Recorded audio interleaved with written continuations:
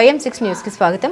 Cantonment నియోజకవర్గం Monda division లో Anita Badri Yadav corporator గా ఉన్నప్పుడు చేసిన అభివృద్ధి తప్ప తర్వాత గత 15 ఏళ్ల కాలంలో ఎలాంటి అభివృద్ధి జరగలేదని కాంగ్రెస్ పార్టీ సీనియర్ నాయకుడు బద్రీనాథ్ యాదవ్ అన్నారు. మారేడుపల్లి ఎరికల్ బస్తీలో డివిజన్ అధ్యక్షులు నాగేష్ యాదవ్ తో కలిసి బద్రీనాథ్ యాదవ్ పాదయాత్ర చేసి సమస్యలను అడిగి తెలుసుకున్నారు. తదనంతరం విలేకరులతో బద్రీ యాదవ్ మాట్లాడుతూ మంచినీటి సమస్య, కమ్యూనిటీ హాల్స్, రోడ్లు, డ్రైనేజీ, ఎరికల బస్తీలలో తాము చేసిన అభివృద్ధి పనులు తప్ప నేటి వరకు ఎవరు కూడా ఎలాంటి అభివృద్ధి పనులు చేయలేదని, కొన్ని సమస్యలను స్థానిక ప్రజలు పాదయాత్రలో తమ దృష్టికి తీసుకువచ్చినట్లు తెలిపారు. షెనై నర్సింగ్ హోమ్ గ్రౌండ్ లో ఆదివారం జరిగే ప్రజాపాలన ప్రగతి ప్రణాళిక 99 రోజుల కార్యక్రమంలో భాగంగా ప్రజావాణి కార్యక్రమాన్ని అధికారులు, ఎమ్మెల్యే ఆధ్వర్యంలో నిర్వహించడం జరుగుతుందని, స్థానిక ప్రజలు వివిధ సమస్యలను ప్రజావాణి కార్యక్రమంలో ఆధార్ కార్డుతో వచ్చి వారి సమస్యలను, ఫిర్యాదులను చెప్పుకోవాలని సూచించారు.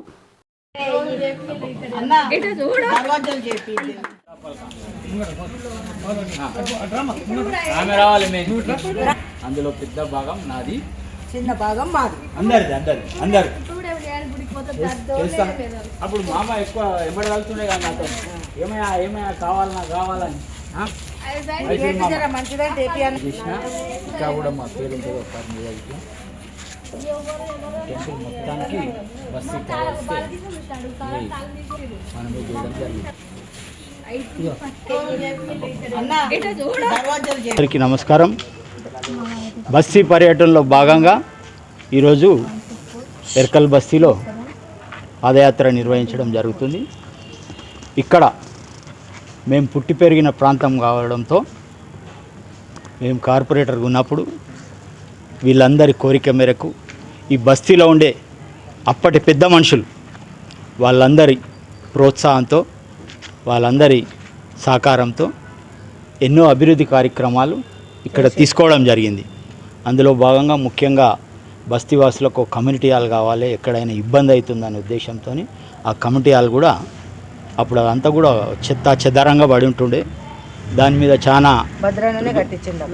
చాలా గొడవలు కూడా అయినాయి. ఎందుకంటే ఓ పెద్ద మనిషి కుమ్మర్ నరసింహ అని ఉంటుండే, ఆ కాక అది నా జాగా అని చాలా సార్లు కూడా కొట్లాడితే దాని మీద నేను వాళ్ళు ప్రైవేట్ ల్యాండ్ అని వాళ్ళు క్లెయిమ్ చేస్తుంటే కలెక్టర్ గారికి దృష్టికి తీసుకుపోయి 131 నోటిఫికేషన్ ఇప్పించి మళ్ళీ అక్కడ ఎక్కడ కూడా అబ్జెక్షన్స్ రాకుండా జాగ్రత్త పడి దాన్ని నోటిఫైడ్ స్లమ్ కింద తీసుకొచ్చి దీన్ని అప్పుడు ఆ కమ్యూనిటీ హాల్ నిర్మించడం జరిగింది.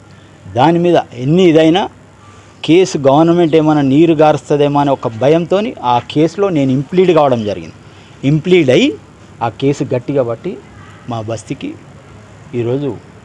ఆ రోజు అంత పెద్ద community hall ground plus first కట్టియడం జరిగింది. అవే కాకుండా మౌలిక వసతులు కూడా అవసరాన్ని బట్టి, అప్పుడున్న అవసరాన్ని బట్టి డ్రైనేజ్ కానీ, మంచినీటి సమస్య కానీ, మరియు సిమెంట్ రోడ్లు, ఎక్కడైతే సిమెంట్ రోడ్ వేయలేని జాగల షాబాద్ బండల్ ఎస్ఎస్ ఫ్లోరింగ్ ఉంటుండే అప్పుడు. దాంతోపాటు మా ప్రాంతంలో నీటి ఎద్దడి ఎక్కువ ఉన్నదని చెప్పేసి ఎవ్రీ డే ఒక వాటర్ ట్యాంక్ కావాలంటే ఒక వాటర్ ట్యాంక్ కూడా నిర్మించి వాళ్ళకు మంచినీటి ఎద్దడి లేకుండా చర్యలు తీసుకోవడం జరిగింది. అందులో భాగంగా కూడా అప్పుడు హ్యాండ్ బోర్సే ఉంటుండే కాబట్టి అవి కూడా వేయించడం జరిగింది.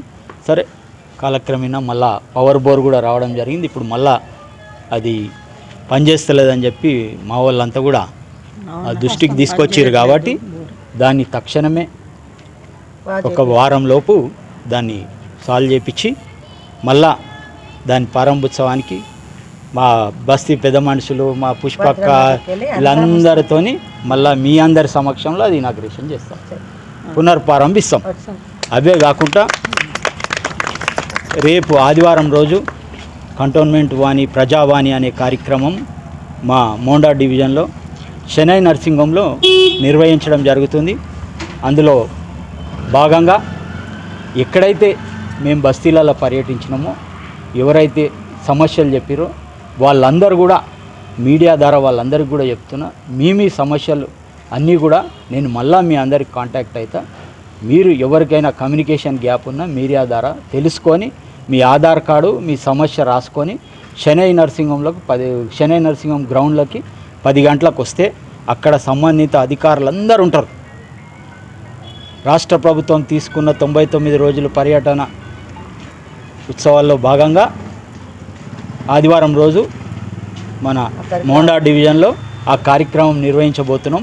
అందులో అందరూ కూడా ఇందిరమ్మ ఇల్లులు కానీ ఏ ఇబ్బందులు ఎదుర్కొంటున్నా అవన్నీ కూడా తక్షణమే పరిష్కార ఆస్కారం ఉంటుంది. కాబట్టి అక్కడికి అందరూ కూడా రావాల్సిందిగా మీ ద్వారా వాళ్ళందరినీ కూడా మా డివిజన్ ప్రజలందరినీ కూడా కోరుతున్నాం.